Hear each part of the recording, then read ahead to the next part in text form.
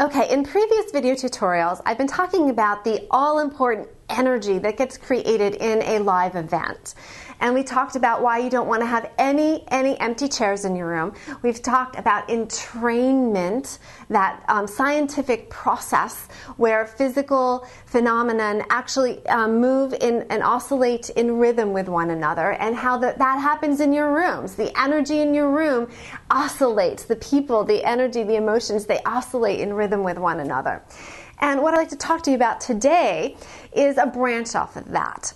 Something called mirror neurons. Mirror neurons are phenomenally cool, and you have to know about them as the socially dominant person in the room, which you are when you are a speaker and a presenter. What happens with mirror neurons? Our brains are peppered with them, first of all. They're also known as the empathy neuron. And this is the way they work.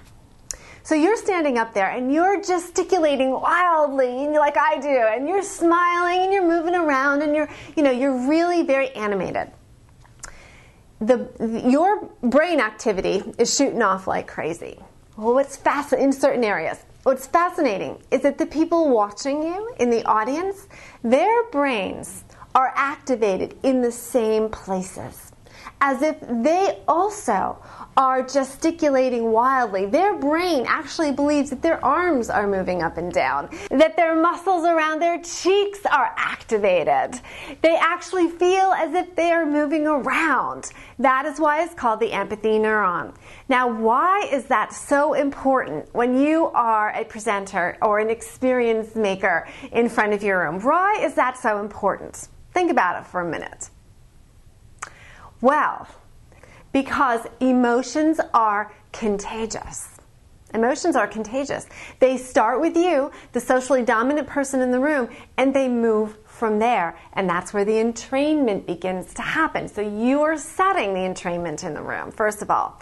And it's important because if you are extremely brain antagonistic, using a PowerPoint all the time, or speaking from a very intellectual place that's just not emotional and that's extremely boring, then what do you think the mirror neurons are going to be doing in your audience? Okay, if you are acting bored, you are bored, and that means that you feel bored, and that is being actually experienced in the brains of your audience members. You have to deliver emotion. You have to have the passion, and that gets transmitted. It is contagious to your audience. So knowing about mirror neurons is extremely important, and you have to remember that everything you do is being mirrored by your audience. So just make sure that everything that you're doing up here in front of the room gets them excited, gets them feeling, and keeps them awake. I'm the Brain Sticky Communications expert. Until next time.